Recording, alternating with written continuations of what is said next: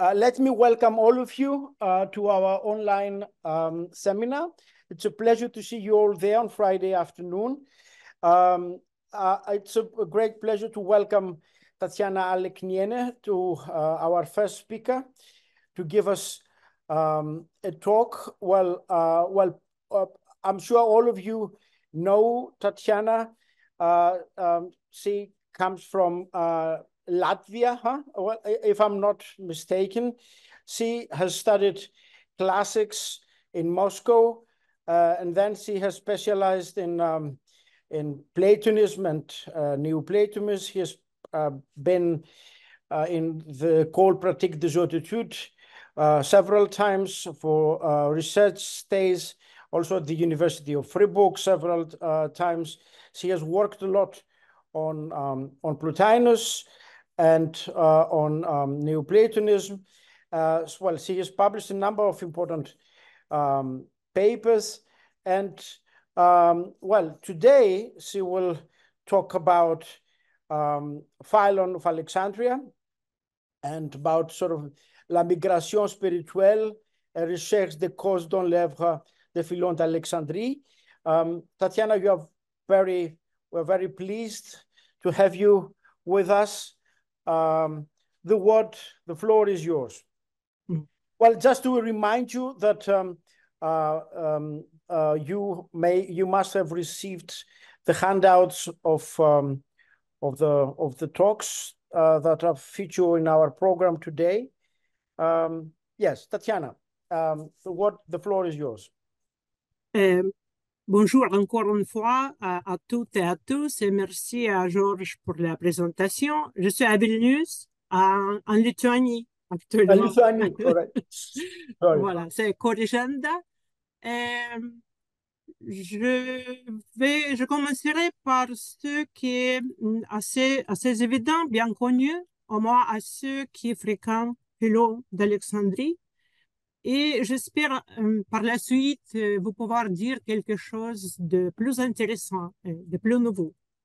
Donc d'abord, le fait est bien connu, Philon d'Alexandrie, lorsqu'il explique les textes de l'écriture juive, a fréquemment recours à la philosophie grecque.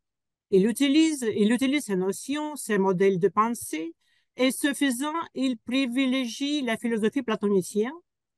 Il l'utilise volontiers notamment pour interpréter les déplacements physiques des personnages des Écritures comme des mouvements qui les rapprochent ou au contraire les éloignent de Dieu. Pour Philon, la migration d'Abraham, racontée dans le livre 12 de la Genèse, est le sujet le plus opportun pour de telles explications. Son apoikia, de migration en grec apoikia d'Abraham, a été aux yeux de l'exégète, décisif pour l'histoire spirituelle de tout peuple juif, et elle demeure exemplaire pour chacun.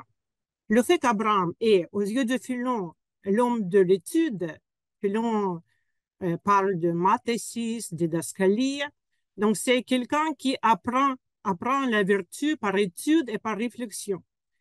Et ce fait nous rend son histoire particulièrement appropriée pour explorer les sources philosophiques de Philon en général et la question de cause en particulier. Philon examine en détail l'apoikia d'Abraham dans le de Abrahamo et dans le de Migratione Abraham. Il la rappelle dans le Quis rerum divinarum et récite aussi qu'à de nombreux autres endroits de ses écrits. Regardons d'abord brièvement ces explications pour dégager les principaux traits de l'interprétation élaborée par Philon. Et ce sera la première partie de ma présentation. Ensuite, nous pourrons poser la question sur la place accordée à la notion de cause dans ces explications, et ce sera la deuxième partie. Donc d'abord, le de Abraham. Ce traité fait partie du groupe d'ouvrages de Philon que les chercheurs connaissent aujourd'hui sous le nom d'exposition des lois. Et c'est une série des explications de l'écriture apparemment destinée à une large public. Ici, Philon ne cite que rarement le texte de l'écriture comme base de ses commentaires. Habituellement, il en raconte le contenu avant de passer à l'exégèse. Dans certains cas, comme celui d'Abraham, il passe d'un récit littéral à un commentaire allégorique. La migration d'Abraham est expliquée dans cet ouvrage dans les paragraphes 60 à 99, après une longue introduction qui traite des hommes exemplaires, les lois vivantes. Tout d'abord, cette migration est présentée comme une preuve de sa piété et aussi, c'est la piété qui fait Abraham ardent à suivre Dieu, à être docile aux ordres donnés par lui. Puis l'on précise en même temps qu'Abraham comprenait par commandement non seulement les ordres prononcés ou écrits, mais aussi ceux que l'on peut observer par la vue en contemplant le bel arrangement de l'univers. Et vous pouvez lire le texte numéro 1 dans mon document, handout. Je cite, car celui qui contemple l'ordre de la nature et la constitution supérieure à toute description dont jouit l'univers, apprend sans que personne lui parle, à mener une vie loyale et pacifique, en se fixant comme but d'être semblable à ce beau modèle. Fin de la citation. Puis l'on cite la première. Ensuite, il indique la première preuve de la piété d'Abraham qui se trouve dans l'Écriture. C'est le fait qu'Abraham suit l'oracle, l'ordre qui lui ordonne, et c'est le début du livre 12 de la Genèse, ligne 1, abandonner patrie et famille, maison paternelle et de s'en aller. Conformément à l'exégèse de Philon, Abraham a reçu l'ordre de quitter la Chaldée et non Haran. Alors que, selon la Genèse 11, 31, Abraham a été amené hors de la Chaldée par son père Taré. Donc, c'était Taré qui a quitté la Chaldée et non Abraham, selon l'Écriture. Et l'ordre de partir est donné à Abraham à Haran, mais c'est selon la Genèse. Toutefois, donc, Philon l'explique autrement. Et son interprétation lui permet de présenter Abraham comme principal agent de toute la migration qui débute en Chaldée. Abraham part donc, explique Philon, aussi vite que possible, d'abord de Chaldée, une région prospère à l'époque, dans le pays d'Haran, puis vers un autre endroit que Dieu lui avait indiqué. Donc, Philon parle de deux migrations. Et il indique trois endroits importants et symboliques dans cette histoire. Puis l'on précise qu'Abraham effectue ses migrations par son âme plutôt que par son corps. Il conclut de cette façon tout épisode de l'ouvrage consacré à la migration d'Abraham. C'est mon texte numéro 2. Selon la lettre, l'homme a bien agi en obéissant à l'ordre divin. Il s'est arraché à des objets dont on ne se détache qu'avec peine, tandis que l'esprit en dénoue, selon le sens sous-jacent, ne s'est pas laissé abuser pour toujours, ni immobilisé dans la réalité sensible, mais il s'en est enfui par sa raison et il a vu l'autre nature intelligible qui est supérieure à la visible, et celui qui est créateur et chef de deux à la fois. Philon considère donc qu'en obéissant à l'ordre de Dieu, Abraham ne s'est pas seulement déplacé physiquement d'une terre à l'autre, mais aussi, et cela lui importe plus, qu'il a pu arracher sa pensée à la réalité sensible et l'élever à la hauteur de la contemplation de la nature invisible. Philon signale la première circonstance qui lui permet d'interpréter le voyage d'Abraham de cette façon. Donc, pour Philon, c'est le fait que les Chaldéens, réputés pour être des chercheurs zélés des choses célestes, croyaient que tout dans le monde était gouverné par les puissances qui dépendaient des mouvements et de la position des astres. Il adorait l'être visible sans avoir pris conscience de l'invisible et de l'intelligible. Il prenait le monde lui-même pour Dieu et, de manière impie, assimilait les choses qui sont nées au Créateur. Comme nous l'avons noté, Philon mentionne également le fait de contempler l'ordre du monde au début de son récit de la migration d'Abraham, dans le paragraphe 61, et donc c'est mon texte numéro 1. Il parle alors des effets positifs de ce genre d'activité.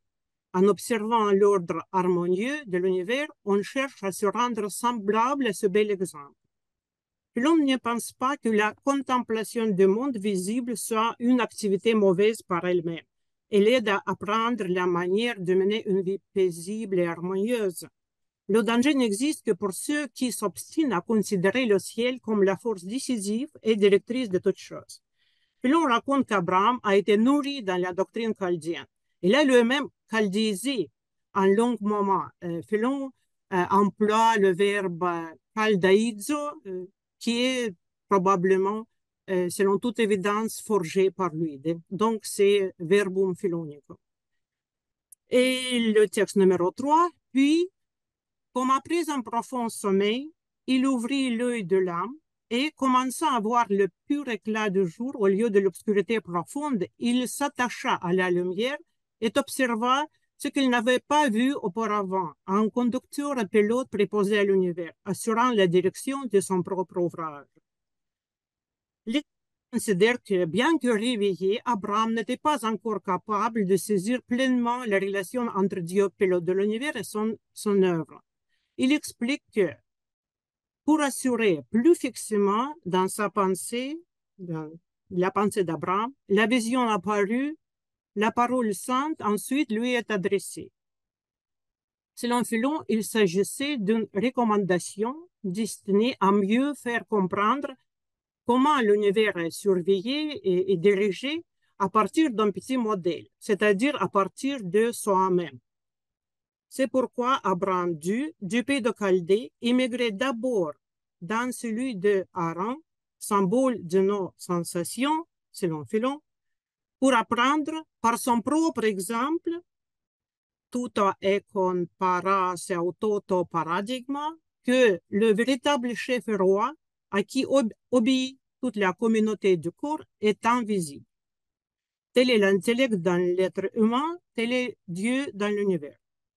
L'exemple de sa propre vie antérieure devait apprendre à Abraham que l'univers n'est pas le Dieu premier, mais l'œuvre de Dieu premier et Père de toutes choses, qui les fait toutes apparaître. Le second élément qui soutient l'interprétation de Philon, ce sont les mots que l'on trouve dans la Genèse. Et Dieu se fit voir à Abraham. Genèse 12, 7. Et le texte numéro 4, il y a une preuve tout à fait manifeste de la migration de la pensée loin de l'astrologie et de la doctrine chaldéenne. En effet, au moment même du départ du sage, il est dit, et Dieu se fit voir à Abraham. Il en profite pour expliquer de nouveau qu'auparavant, Abraham ne pouvait pas voir Dieu car, à la manière chaldéenne, chaldéidzon, tenait pour Dieu l'univers visible et, en dehors de l'univers et de la réalité sensible, ne comprenait absolument pas une nature cohérente et intelligible.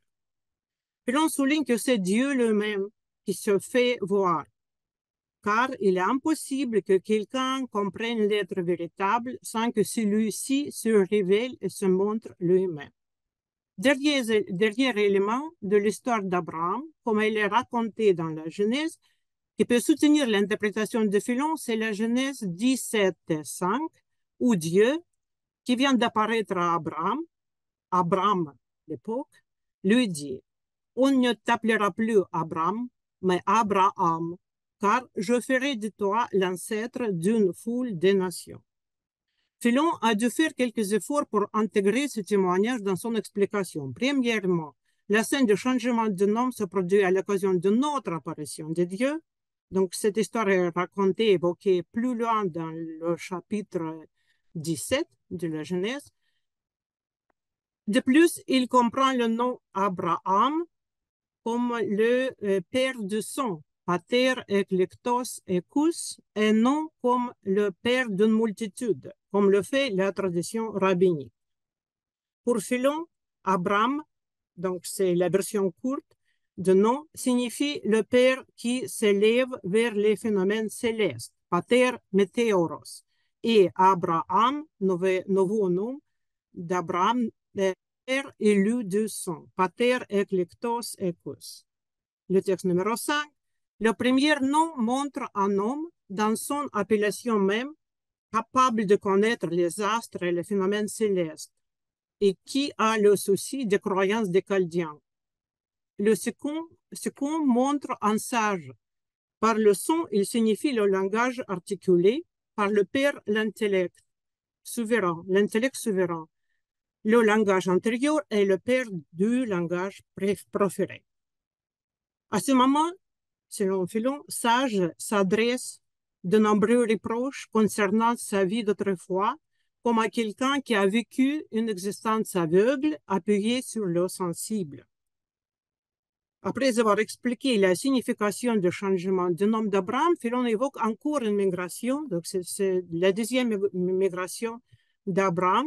Selon le texte de la Genèse, Dieu apparaît à Abraham dans la terre de Canaan, 12:7. Cependant, Philon ne dit rien ici du passage précisément en terre de Canaan. D'après lui, une seconde migration d'Abraham est celle qui l'amène en une région déserte. Dans la Genèse 12:9, Abraham partit et campa dans le désert. Cet épisode du retrait dans un lieu isolé, monosis, est interprété par Philon comme un effort de se rendre semblable à la bienheureuse nature divine, nature unique. Dans les paragraphes que je viens d'évoquer, Philon expose toutes les significations de la migration d'Abraham depuis la Chaldée qu'il signale dans ses ouvrages de commentaires allégoriques. Donc, cette deuxième série des ouvrages de Philon. Commentaires allégoriques où le voyage d'Abraham est également mentionné ou expliqué. Selon Philon, la principale caractéristique de cette migration consiste dans le fait qu'Abraham a pu renoncer à la vision chaldéenne du ciel visible comme premier Dieu et qu'il a découvert le Créateur invisible. Il tient aussi à expliquer l'épisode du séjour à Abraham comme un moment essentiel sur le chemin qui mène Abraham vers la vision et la connaissance du vrai Dieu.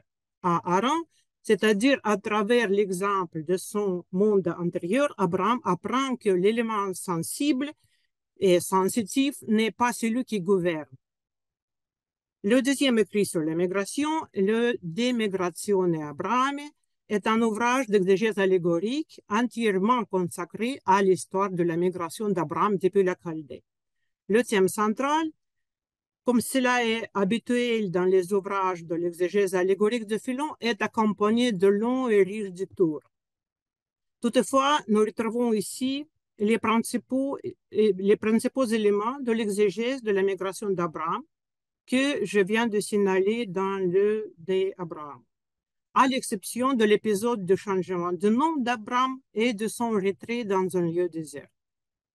Au début de l'ouvrage, après avoir cité Genèse 12:1-3, et le Seigneur dit à Abraham, « Va-t'en de la terre et de ton parentage et de l'habitation de ton père vers la terre que je te ferai voir, etc. » Puis l'on affirme que le commandement de Dieu a une valeur symbolique.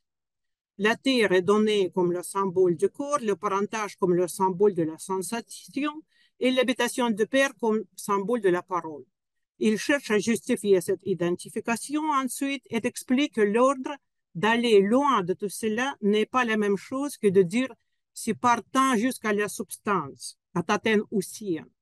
Cette dernière expression serait le commandement de mourir et la première invite à adopter une attitude étrangère à ces réalités, à se connaître soi-même, c'est-à-dire à ne pas oublier que c'est l'esprit qui est en toi chef et roi. Ce dernier motif anticipe sur le thème de la connaissance de soi qui est développé en relation avec le séjour d'Abraham à Haran, plus loin dans le démigration. Cet épisode de séjour d'Abraham à Haran est commenté considérablement plus loin dans cet ouvrage. Et dans les paragraphes 184 et suivants. Et au milieu de cet épisode, de cette explication, Philon met dans la bouche de Moïse un long discours adressé aux esprits qui maintiennent la mentalité chaldéenne, Chaldaïzontas. Ceux-ci sont appelés à descendre du ciel et, une fois descendus, à étudier non pas les éléments naturels, mais à s'appliquer à se connaître eux-mêmes, leur propre demeure, en observant qui en est le maître, le rationnel, l'immortel et le bon. Ainsi, ils peuvent obtenir la science claire de Dieu et de ses œuvres. De même que l'esprit humain est maître de toutes les parties de l'homme, de même Dieu est maître de tout ce qui est dans le monde qu'il a créé. Après une étude minutieuse de soi-même, il faut reprendre la route vers exacte contemplation de l'intelligible. Et le texte 6, la route qu'Abraham s'offrait à partir de lui-même lui ouvre une espérance de saisir par l'esprit le Père de l'univers. Il a l'exacte science de lui-même, peut-être saura-t-il un jour ce qu'est Dieu. S'il ne reste pas davantage à Aaron, dont le nom désigne les organes de la sensation, mais s'il est retourné vers soi-même, lorsqu'on reste mu par le sensible plutôt que par l'intelligible, il n'y a pas moyen de parvenir à l'étude de l'être. Dans la partie finale de son commentaire, évoquant le cheminement d'Abraham jusqu'au lieu de Sichem, vers le chêne élevé, donc c'est le chêne Mamré, Philon parle d'un voyage exploratoire qu'une âme éprise de science, Philomathès, doit effectuer par l'amour de la sagesse. Donc c'est le chemin du philosophe. L'étude du cosmos est également recommandée à condition de chercher à discerner quel lien invisible assure l'accord et l'unité de toutes ces parties. Philon dresse donc dans cet ouvrage également le schéma de trois lieux symboliques qui nous est déjà familier. Chaldée, qui correspond à l'étude du ciel visible, Aran, étude des sensations, lieu d'étude des sensations et de soi-même, et Sichem est le chêne de Mamré, compréhension de Dieu invisible. Le Quis rerum divinarum et récite, Philon poursuit son interprétation de l'histoire d'Abraham et de ses rapports avec Dieu. L'ordre donné à Abraham au début du livre est encore rappelé ici où il est interprété lors de partir, d'abandonner son pays et son parentage. Et ici, dans le Quis Eris, il est interprété comme commandement à abandonner le corps, la sensation, le langage d'une manière encore plus radicale, plus extatique qu'au début de Migrazione. Le thème central de ce traité, Quis Eris, est celui de l'héritier d'Abraham. Pour cette raison, le motif du caractère exemplaire de la migration d'Abraham pour tout le peuple d'Israël est particulièrement important ici. La migration d'Abraham est également mentionnée à de nombreux autres endroits dans les écrits de Philon. Par exemple, dans le Quod Deterius Meliori Insidiari Solia, la migration d'Abraham est évoquée encore une fois comme un acte de libération des liens corporels et comme fuite loin du corps, de la sensation et du langage qui conduit à la vision de Dieu. Dans le De Somnis, livre 1, 52-59, le séjour à Haran est rattaché au père d'Abraham, Taré. Donc c'est lui, le père d'Abraham, qui est invité à descendre du ciel et à s'occuper de se connaître soi-même. Cette fois, l'exégète reconnaît que c'était Taré qui a quitté la Chaldée, amenant avec lui son fils Abraham et tous ceux de sa maison. Taré meurt à Haran, mais Abraham est un de ces gens qui sont plus près de la perfection. Cela trouve tout naturel, après avoir mené une étude exhaustive de la connaissance sensible, d'avancer vers un objet de la contemplation supérieure, laissant derrière eux les cavités de connaissance sensible nommées Haran. Cet aperçu des textes de Philon où la migration d'Abraham est évoquée n'est pas exhaustif. Les échos de la critique d'esprit chaldien se trouvent en maints autres endroits de ses écrits. J'en citerai quelques-uns dans la suite. Ces autres textes ne modifient pas de manière significative le tableau général. Aussi, pouvons-nous maintenant nous pencher sur le rôle de la notion de cause dans l'interprétation que Philon propose de la migration de père de la nation juive. Donc, c'est ma deuxième partie. S'il semblait à première vue que la notion de cause ne soit pas un élément important dans l'exégèse que fait Philon de la migration d'Abraham depuis la Chaldée, ce serait une impression erronée. Tout d'abord, la cause, Haïtia et Haïtion, neutre, est mentionnée plusieurs fois dans le texte que je viens d'évoquer. Et vous pouvez regarder mon numéro 7, où il y a des citations d'Abraham, la première et la deuxième est tirée de Migrazione. Philon explique ici que l'intellect formé par la science des Chaldéens croit que toute cause des êtres se trouve dans le cosmos visible au-dessus duquel il n'y a rien le plus grand. Et dans le deuxième, il voit dans les mouvements des astres les causes de malheur et de bonheur pour les hommes. Et la citation dans le texte numéro 8 est tirée d'un autre ouvrage, c'est de Gigantibus. Quand Abraham vécut au milieu de la terre et de la doctrine chaldéenne, c'était un homme de ciel qui cherchait à connaître la réalité supérieure constituée par les terres et qui philosophait sur les événements, sur les causes et sur tous les sujets de la même nature.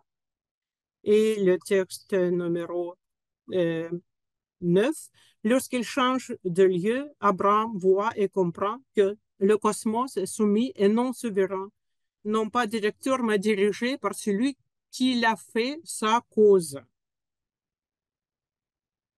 Et dans le De Virtutibus, Abraham est loué pour être premier à concevoir une seule cause suprême au-dessus du monde sensible.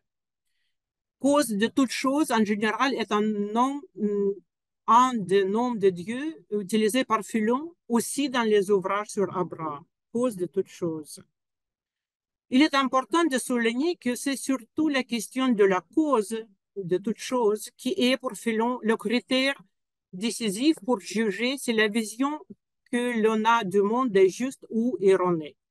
Nous avons noté qu'aux yeux de Philon, la contemplation et l'étude du cosmos visible n'est mauvaise que dans la mesure où les mouvements des astres sont considérés comme la cause ultime de tous les événements, ainsi que du bien et du mal qui peuvent échoir aux hommes. Dans un sens plus général, on pourrait comprendre que la faute des Chaldéens et des esprits chaldéens, tels qu'ils sont représentés par Philon, consiste à prendre le cosmos pour Dieu lui-même. Cependant, dans plusieurs cas, Philon met en relief la question de la véritable cause de la réalité. Cela est évident, par exemple, dans son De Specialibus Legibus, livre 1, 13, 15, où le reproche d'attribuer les causes de tous les événements au corps céleste apparaît dans le texte de Philon, à côté de la citation du Deutéronome 4 et 19, c'est mon numéro 10, où les causes ne sont pas mentionnées. Dans le Deutéronome, nous lisons l'interdiction à vénérer le soleil et les autres astres. Mais Philon a introduit aussi la question de la cause suprême, de cause ultime. C'est aussi la question de la cause dirigeante qui est au cœur de l'examen auquel Abraham doit se livrer à Haran. Et la raison même de ce séjour, tel que Philon la présente, Abraham doit comprendre que c'est son intellect invisible qui dirige toute la communauté de corps. Et à partir de lui-même, comprendre que le cosmos est lui aussi soumis au Dieu invisible. Et Birnbaum et Dillon, les auteurs de nouvelles traductions anglaises commentées d'Abraham, considèrent que l'explication de Philon sur la raison pour laquelle Abraham devrait se rendre à Haran pourrait être son invention personnelle. Il s'agit donc d'une approche originale dans les écrits de Philon. C'est vraiment une élaboration complémentaire. qui n'est pas nécessaire pour le schéma général de Philon, qui explique qu'Abraham devait abandonner le ciel visible pour découvrir l'invisible. De manière générale, l'interprétation par Philon de la migration d'Abraham se distingue de nos sources antérieures sur le sujet. Les auteurs juifs antérieurs à Philon, que nous connaissons, indiquent qu'en quittant la Chaldée, le futur peuple juif avait aussi abandonné ses croyances polythéistes et l'idolâtrie. Et nous pouvons consulter, regarder le livre de Judith 5, livre de Jubilé. Aussi, Joseph Flavius parle de départ d'Abraham. Mais dans tous ces textes, y compris celui de Flavius, qui est plus proche de Philon, le mot cause, la notion de cause n'apparaît pas pour parler de véritable cause de toute chose. Il n'apparaît pas en général dans la critique juive de la cosmolatrie et de l'idolâtrie païenne. Il est probable que c'est surtout parce que Philon cherche à proposer une explication philosophique de l'histoire d'Abraham qu'il introduit la notion de cause. C'est par la même raison que cette notion figure au début de son De Opificio Mundi, où Philon énonce les principes philosophiques les plus généraux qui sous-tendent le récit de la création du monde. En même temps, dans le contexte de discussion philosophique de l'époque, l'exégèse de Philon sur la migration d'Abraham et sa critique de la mentalité chaldéenne se distingue par l'orientation biographique de ces explications. La cause est découverte au terme du voyage d'un héros exemplaire. Et d'autre part, encore, dans les textes où une biographie ou autobiographie intellectuelle est racontée, et tels textes ne sont pas nombreux à l'époque proche de celle de Philon, nous ne rencontrons pas la question de cause comme un élément essentiel d'évolution intellectuelle et morale d'un héros du récit. Par exemple, le chrétien Justin, nommé le philosophe, lorsqu'il raconte dans le dialogue comme Tryphon et son odyssée intellectuelle, explique qu'il se tourne vers les philosophes pour apprendre ce qui, dans la philosophie, est le plus important et le plus caractéristique. Ou le héros de Lucien descend dans l'Hadès dans l'espoir d'apprendre une voie simple et ferme pour sa vie. Les chercheurs ont proposé, à la suite d'Émile Brillet et Karl Prechter, de comparer l'interprétation du voyage d'Abraham par Philon avec l'ouvrage d'allégorie morale connu comme Tableau de Cébès. Et le concept de cause n'apparaît pas non plus dans cette description allégorique du voyage de l'âme humaine. Et ces particularités de l'exégèse de Philon, et notamment l'importance du motif de la connaissance de la cause dans le contexte d'un récit biographique, doivent, à mon avis, nous faire penser à un texte platonicien qui a pu marquer la pensée de Philon et qui, à ma connaissance, n'a jamais été comparé à l'interprétation qu'il propose de la migration du patriarche.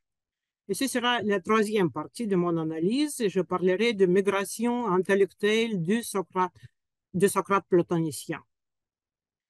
Malgré la présence des images et des notions stoïciennes, les principes fondamentaux de l'exégèse philonienne sont manifestement platoniciens, voire anti-stoïciens. Son héros doit comprendre que la cause suprême est au-dessus du monde sensible. En général, les commentateurs de l'interprétation philonienne ne manquent pas d'occasion pour indiquer certaines images et les notions platoniciennes qui se trouvent au fond de son exégèse. Par exemple, le Timée est cité lorsque Philon appelle Dieu le Père et Créateur du cosmos. Nous pouvons également nous rappeler que dans le Timée 29, Démiurge est appelé la meilleure des causes et le cosmos qu'il a produit est le plus bel des œuvres. Les images de Phèdre est rappelée à propos de la formule répétée dans les écrits de Philon, selon laquelle Dieu apparaît à celui qui commence à le voir comme un conducteur et pilote préposé à l'univers.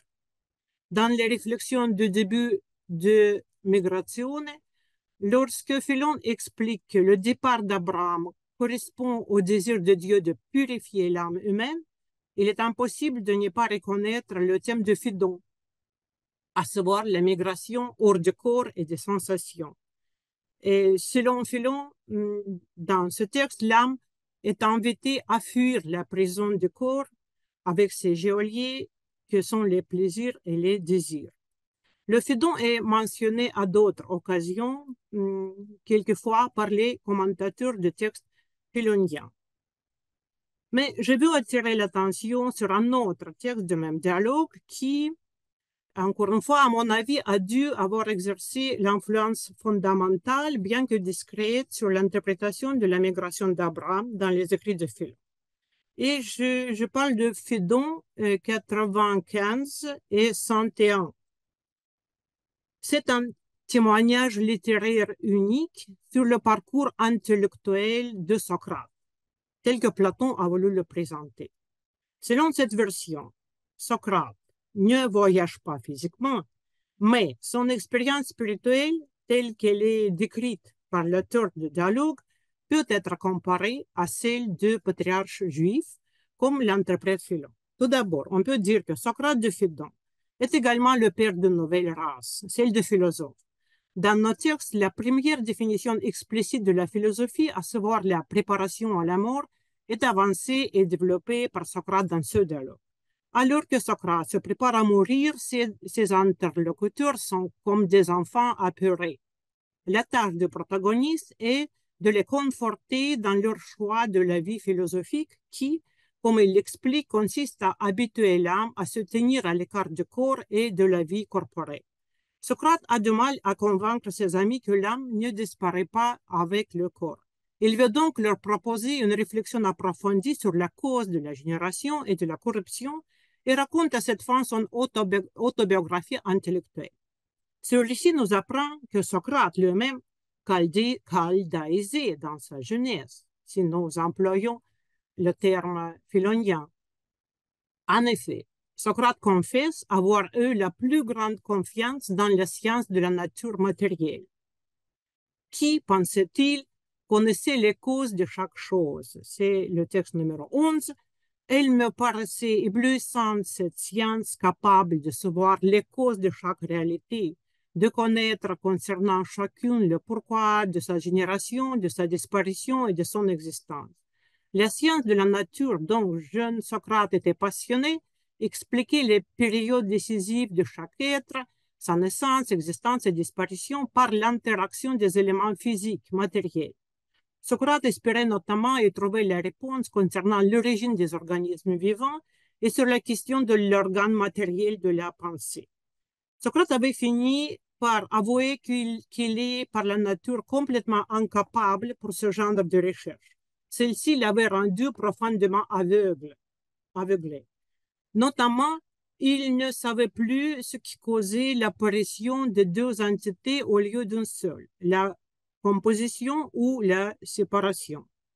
Socrate ne croyait donc plus que ce mode d'examen puisse apprendre pourquoi une chose apparaît, périt ou est.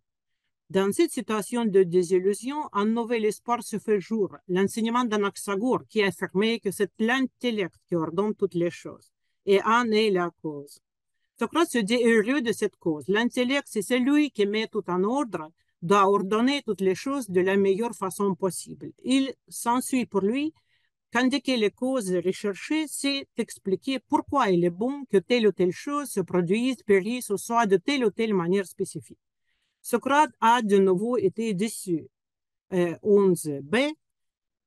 En lisant plus avant, je vois un homme qui, de son intelligence, ne fait aucun usage.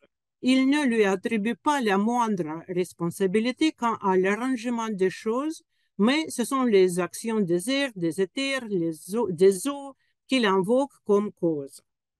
Socrate proteste. À ce moment, Socrate proteste. Anaxagore raisonne comme quelqu'un qui disait d'abord que tout ce que fait Socrate, il le fait grâce à son intelligence, et ensuite, en indiquant les causes de ses actions, invoquerait non pas les décisions de celles-ci, mais la nature et l'interaction de ses os et ses muscles, ou à propos de son dialogue avec les amis, l'émission de son, les vibrations de l'air, les processus de l'audition, etc. Or, la véritable cause de son action, affirme Socrate, c'est sa conviction que pour lui, il est bon et juste de ne pas s'enfuir de la prison, mais de rester et d'obéir à la décision de la cité. La vraie cause est la force qui arrange toutes les choses d'une meilleure manière et qui les maintient tout ensemble, c'est le bien. Pour apprendre plus de cette cause, Socrate serait prêt à devenir l'élève de n'importe qui. Cependant, puisqu'il n'a pas trouvé de tel maître et qu'il n'a pas été capable de la découvrir par lui-même, il choisit une autre méthode de l'examen des choses et ce sera sa deuxième navigation, Deutros Plus. Socrate décide de ne plus regarder directement les choses pour ne pas perdre la vue, comme s'il arrive à ceux qui regardent le soleil en face. Désormais, sa recherche se fera à travers des propositions spéculatives, les logos. Il prendra comme point de départ un logos le plus fort et n'acceptera ensuite que ceux qui lui sont conformes. Les propositions prises pour la base de telles recherches portent sur les célèbres formes platoniciennes. Un beau en soi et par soi, un bon en grand. C'est à partir de ces principes que Socrate espère maintenant montrer à son interlocuteur la cause en raison de laquelle l'âme est une chose immortelle. Ainsi s'achève le récit autobiographique de Socrate. Nous pouvons y distinguer trois stades principaux. Premièrement, l'étude de la réalité physique matérielle. Socrate s'intéresse particulièrement à la question de l'origine des êtres vivants et de la position des corps célestes à cette époque. Deuxième étape, la réflexion sur la primauté des choix éthiques sur le fonctionnement de l'organisme physique. Et finalement, troisième point, troisième stade, la nouvelle orientation de l'étude des réalités par des propositions ou raisonnements, logoi. Et confrontons en présent cette histoire avec la description que fait Philon de la migration spirituelle d'Abraham. Tout d'abord, nous pouvons établir un parallèle entre les trois étapes de l'histoire de Socrate et les principales phases de la migration d'Abraham, Chaldée, Haran, Sikhem. L'interprétation que Philon propose de chacune de ces phases ressemble globalement à l'expérience de Socrate décrite dans le texte de Philon. Après une période de grande confiance dans la recherche de la réalité matérielle, chaldéique, le héros se tourne vers lui-même et découvre la supériorité du principe invisible de l'intelligence, puis, finalement, troisième point, trouve la meilleure manière de concevoir les choses qui lui est accessible. Bien sûr, il y a aussi des différences manifestes. Abraham, dès le début, est guidé par Dieu et se soumet pieusement à ses ordres. Socrate, dans son récit, cherche et pense par lui-même sans être orienté par des signes divins. Cependant, nous constatons que Socrate ne fait pas confiance en sa capacité à connaître directement la cause de l'ordre universel. Il avoue, je n'ai été capable ni la découvrir par moi-même, ni de l'apprendre d'un autre, et choisit ce qu'il appelle sa deuxième navigation, une mode moins directe pour rechercher les causes de l'ordre cosmique. Pour expliquer de manière directe pourquoi les choses dans le cosmos sont disposées comme elles le sont actuellement, il est nécessaire d'adopter une perspective démiurgique, c'est-à-dire d'imaginer le travail de démiurge de ce monde. En fait, c'est dans le Timée que Socrate apprend ce que, comme nous le lisons dans le Phédon, il a cherché à apprendre depuis sa jeunesse.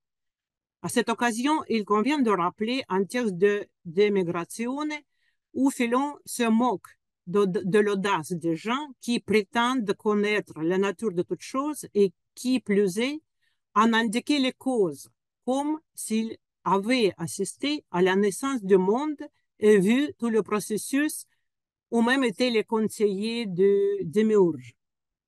Philon Dans sa série Exposition de loi, a la chance de pouvoir commencer par une perspective démiurgique. L'histoire de la migration d'Abraham est exposée dans cette série alors que le lecteur a déjà été instruit à travers des Opifizio Mundi sur les véritables causes de l'ordre cosmique. On peut également remarquer que dans les deux cas examinés, la question de la cause se pose de deux manières principalement. Il s'agit soit de savoir à qui attribuer la force qui détermine tous les événements de l'univers, soit de la possibilité pour un chercheur de la connaître. Le motif de la recherche de la cause est considérablement plus élaboré dans le dialogue platonicien. En fait, il est au cœur de l'histoire de Socrate. Dans l'exégèse de Philon, la recherche de la cause n'est pas le thème majeur de l'histoire d'Abraham. Néanmoins, nous avons vu que ce thème non seulement est effectivement présent, mais qu'il constitue un trait distinctif de l'interprétation de la migration d'Abraham par Philon. Le héros de Platon et celui de Philon quittent tous deux le terrain de la recherche qui ne portait que sur le monde sensible et se tournent d'abord vers eux-mêmes pour mieux saisir la relation entre l'élément matériel et le principe invisible d'intelligence. Le séjour à Haran a appris à Abraham ce que Socrate disait dans le Phaédon lorsqu'il protestait contre les explications des physiciens. En s'opposant au déterminisme physique, Socrate affirme l'autonomie de l'éthique. Ce faisant, il inaugure une nouvelle partie de la philosophie. En effet, ce passage de Phaédon semble avoir laissé sa marque dans la tradition doxographique, où Socrate est présenté comme ayant découvert la philosophie éthique et son maître Archélaos est décrit comme le dernier physicien. Et l'auteur à ce philosophe, Archélaos, on attribue une théorie sur l'origine des êtres vivants qui correspond à celle que Socrate évoque au début de son récit de sa passion pour la recherche physique. Philon, de sa part, interprète Haran comme la province de l'éthique et l'associe explicitement à la figure de Socrate. Dans le De Somnis, dans ce texte que j'avais déjà évoqué, il affirme que le père d'Abraham, Taré, qui est mort et donc resté à Haran, est l'équivalent juif de Socrate grec. Philon figure le propos adressé par la parole sainte au scrutateur des choses de la nature. C'est l'étymologie, l'explication étymologique du nom Taré. Donc, la parole sainte l'adresse pour l'inciter à ne pas s'occuper des choses célestes, mais descendre pour étudier sa propre demeure, ses sensations, son âme et son intellect. Taré doit descendre du ciel et se consacrer à se connaître lui-même. Selon Philon, les Hébreux appellent ce caractère Taré, les Grecs Socrate. En effet, on dit que Socrate a vieilli en se consacrant à des recherches méticuleuses au sujet de connais-toi toi-même, n'ayant étudié en philosophie que ce qui le concernait lui-même. Philon ajoute que Socrate n'est qu'un personnage historique, mais Taré est le principe même de la connaissance de soi. Et la citation suivante se trouve dans mon document numéro 12. Il est offert, donc c'est Taré comme principe de la connaissance de soi, il est offert comme un grand arbre afin que les amis de la vertu puissent facilement cueillir les fruits de la culture éthique et se rassasier d'une nourriture salutaire. Dans la tradition doxographique, l'image de la descente du ciel mise en avant dans l'interprétation de Philon est liée à Socrate en tant que premier philosophe dans le domaine de la philosophie éthique. Dans le De Somnis, la figure de Socrate est assimilée au père d'Abraham et non à Abraham lui-même. Toutefois, selon l'interprétation de Philon, Abraham a également fait l'expérience de Haran et a donc vécu une période socratique de son histoire. Dans le De Somnis, Philon indique qu'Abraham, comme il sied aux natures des plus parfaites, ne reste pas éternellement à Haran, mais après avoir tout appris dans le domaine des sensations, avance vers la vision plus sublime. Socrate de Phédon n'en reste pas non plus au stade de la connaissance de soi, mais progresse vers une étude de la réalité par le biais d'une analyse en termes de philosophie platonicienne. Et pour conclure, j'ajouterai un dernier point. La perspective platonicienne peut expliquer, il semble que la perspective platonicienne peut expliquer pourquoi Philon a choisi de souligner la valeur négative de séjour en Chaldée. Birnbaum a dit, on note que, je cite, dans la Genèse, il n'y a aucune mention d'une quelconque croyance idéologique à associer à cet endroit. Fin de la citation. Selon ces auteurs, je cite de nouveau, bien que certains sources juifs aient une vision positive des compétences d'Abraham en matière d'astrologie, Philon comprend que le patriarche a dû abandonner complètement ses origines chaldéennes. Fin de la citation. L'Abraham de Philon, comme le Socrate platonicien, devait progresser vers une nouvelle conception du monde et une meilleure compréhension de sa cause. Et je vous remercie pour votre patience.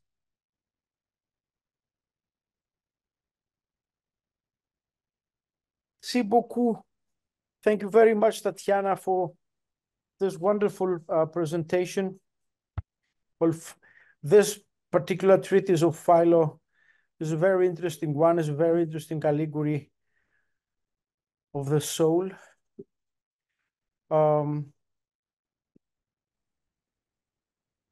we have time for questions, remarks, for a discussion.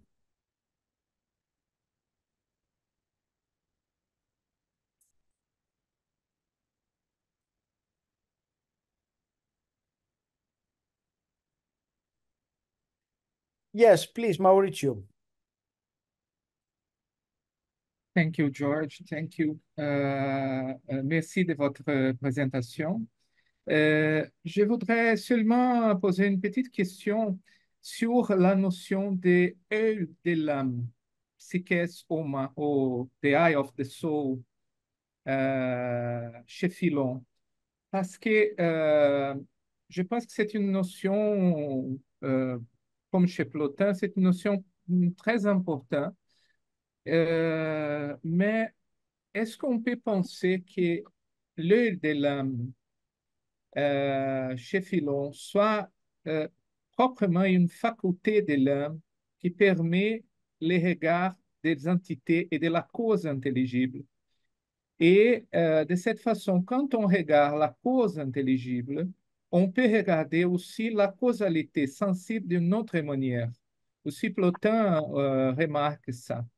Et donc, dans ces hiérarchies platoniciennes de l'être, les regards intelligibles changent complètement tous les regards de l'âme et aussi les regards de ce qui fait la recherche de l'intelligible et aussi du sensible. De cette façon, je pense que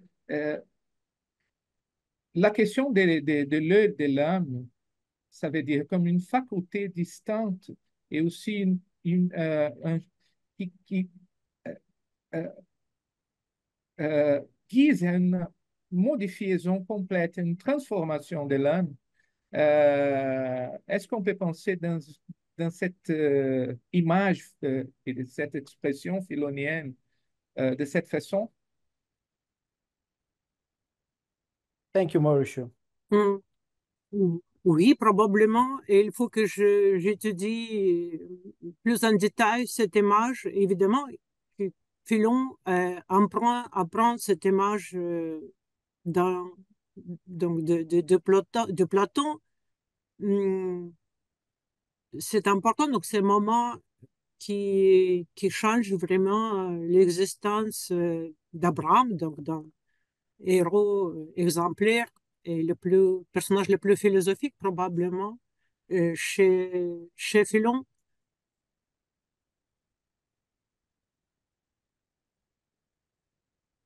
Donc, dans cette étape, dans ce changement, vous avez raison de dire que c'est l'œil de l'âme qui est le sujet principal, qui change son existence et de cette façon l'existence de tous ses héritiers.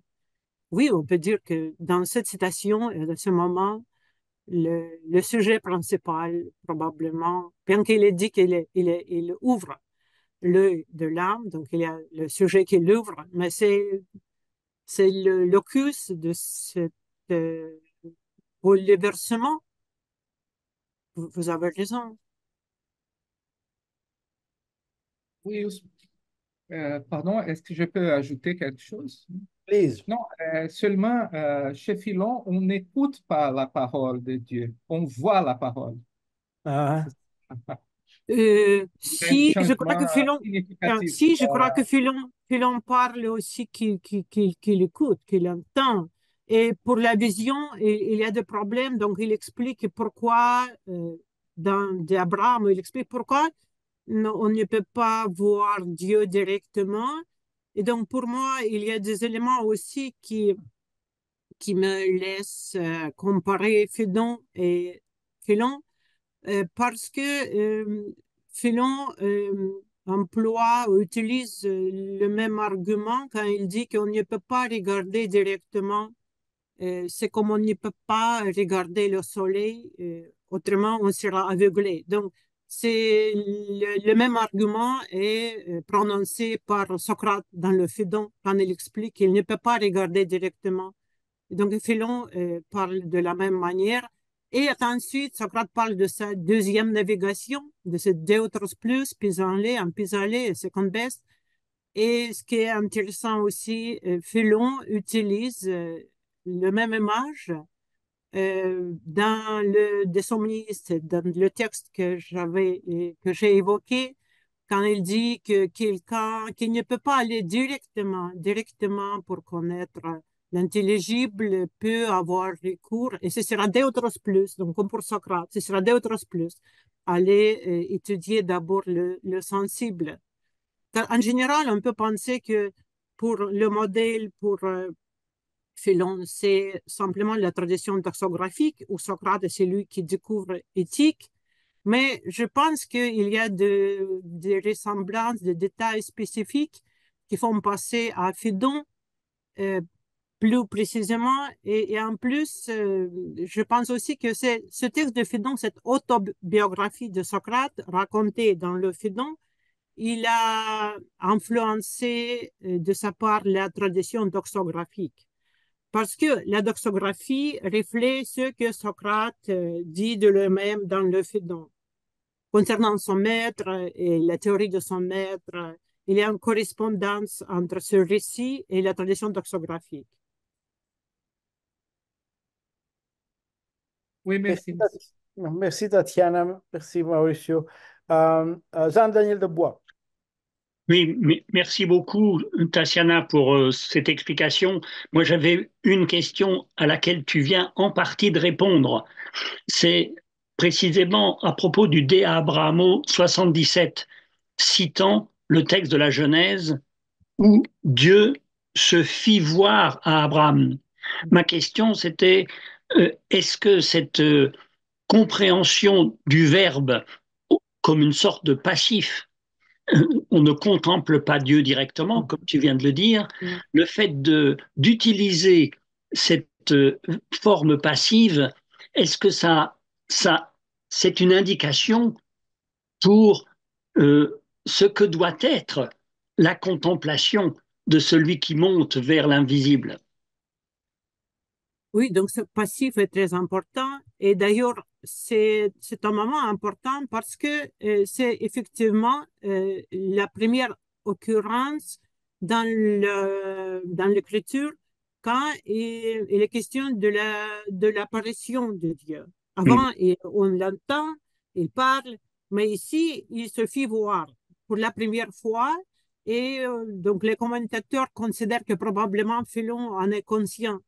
Il sait que c'est vraiment la première fois que Dieu se fit voir. Et c'est important, Philon le souligne, qu'il doit apparaître, se faire voir lui-même. Donc, Socrate est plus malheureux, il n'a pas de Dieu qui se fit voir à lui, c'est ça. Donc, Ouais. Abraham a de la chance. Mm. Donc, c'est révélation. Merci.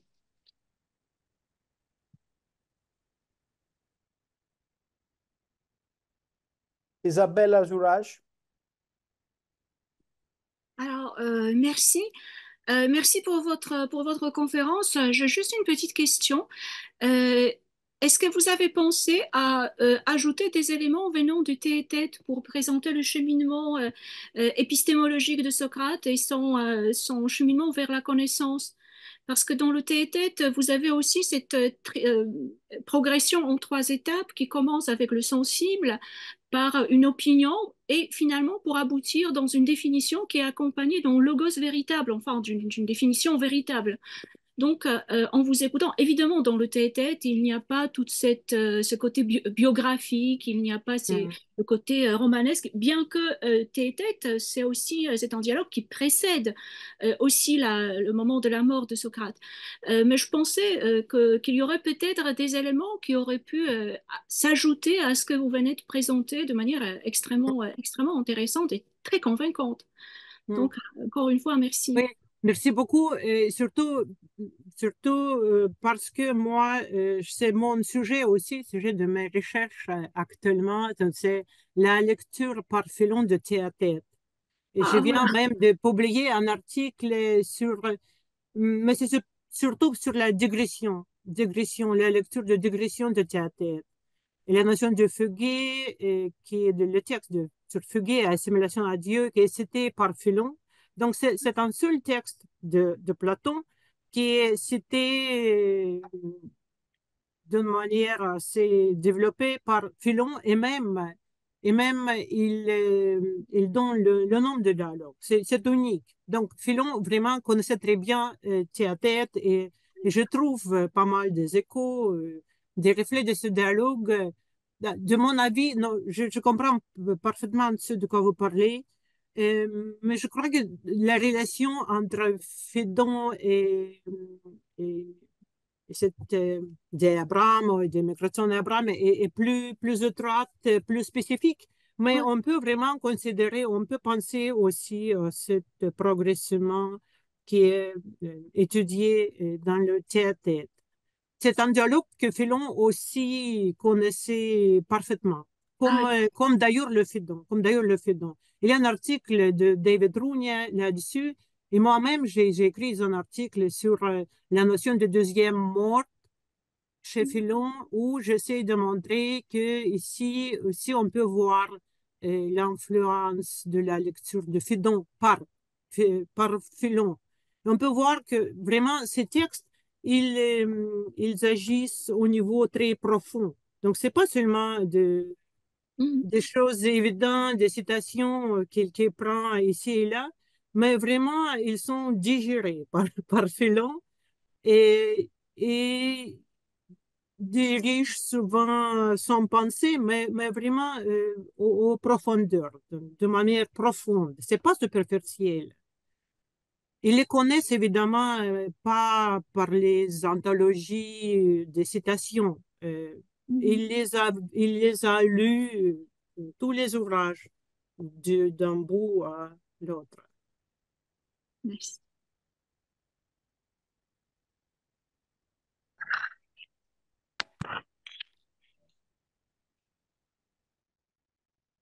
Are there any other questions? Remarks?